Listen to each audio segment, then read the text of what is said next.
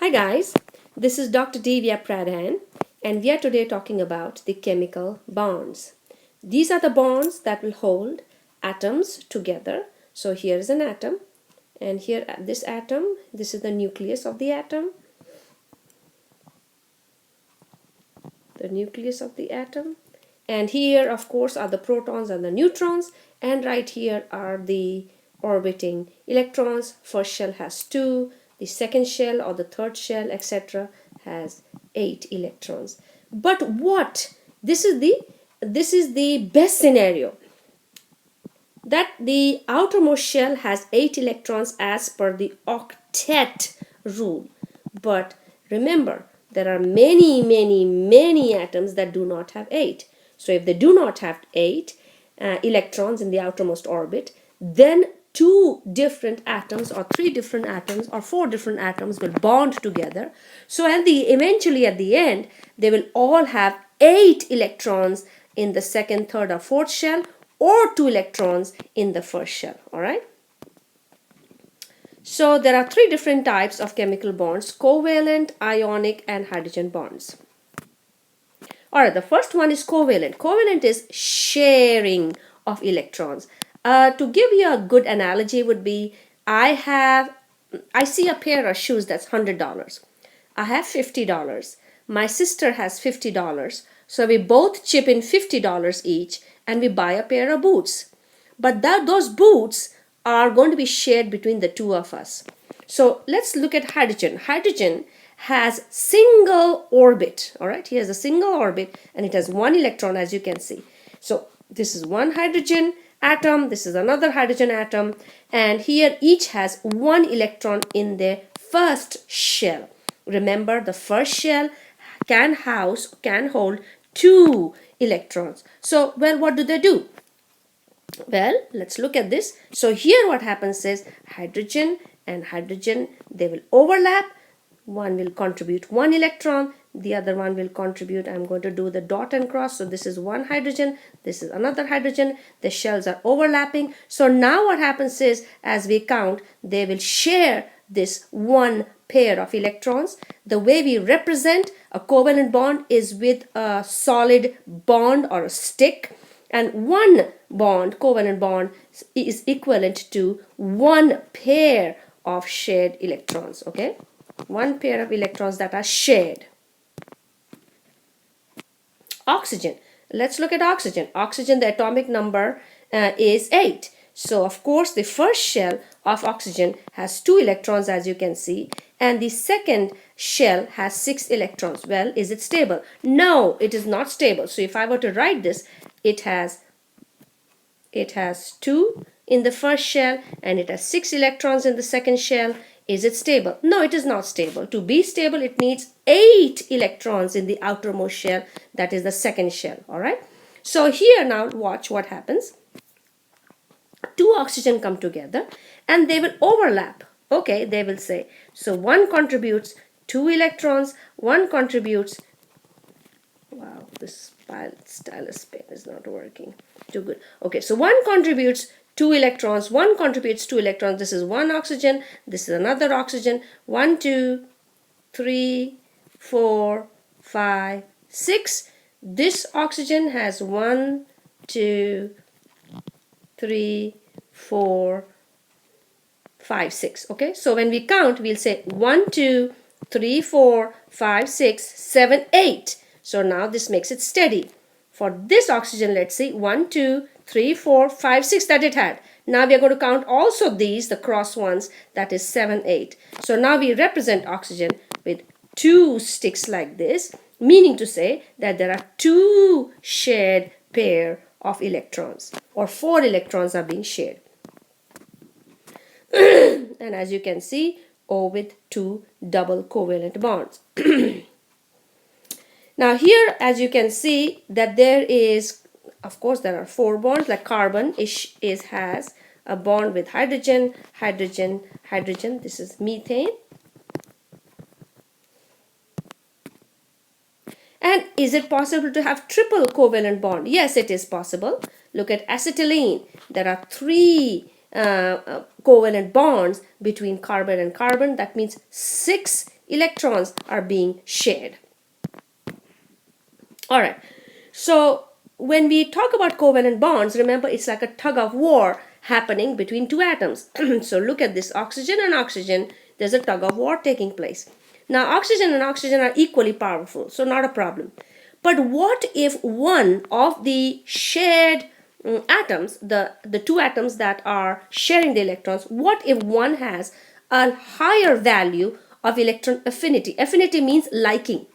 So what if one is more powerful? What is one able to attract the electrons more to itself? Like for example, water. So there is oxygen, hydrogen, hydrogen. Now what happens is this oxygen has a higher electronegativity. So what it does is it's going to pull the shared pair of electrons towards itself. Do you see this? So yes, the electrons are still being shared between this oxygen and this hydrogen. But these shared electrons are closer to oxygen than to hydrogen. So what happens is this oxygen will get a slightly negative charge and this hydrogen will get a slightly positive charge. These are not valence charges. These are just slightly negative and slightly positive charges. Okay. And this is, oh, let's go back. So that is what is called a polar polar. But sometimes what happens is when the electrons are equally shared, these are non-polar covalent bonds. Okay. All right, ionic bonds, these are very, very strong bonds. Why? Because what happens is that there's a complete transfer of electrons from one atom to another atom. Sodium chloride is a good example. Let's see sodium chloride. Well, sodium has, what is the charge distribution? It has 2, 8 and 1. The first shell 2 electrons, second shell 8 electrons, third shell 1 electron. Is it stable? No. Well, this is sodium, by the way, and this is chlorine. Now chlorine has the atomic number 17. That means first shell 2, second shell 8, third shell 7. Is it stable? No, it is not, because you need, remember, you need the octet rule. You need 8 electrons in the outermost shell.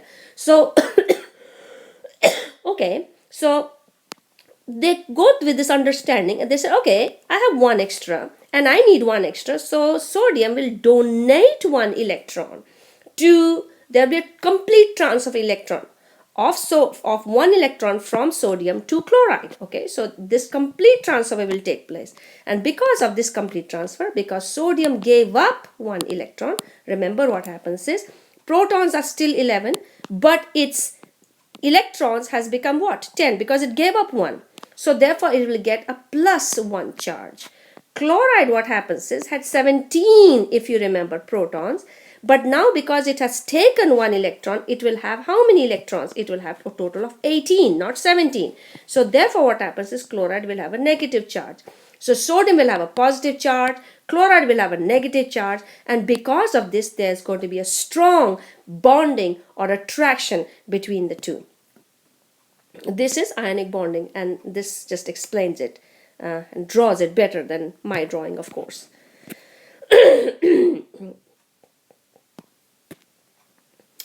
What are hydrogen bonds? Well, hydrogen bonds, let's go to the next slide so then you can understand this better.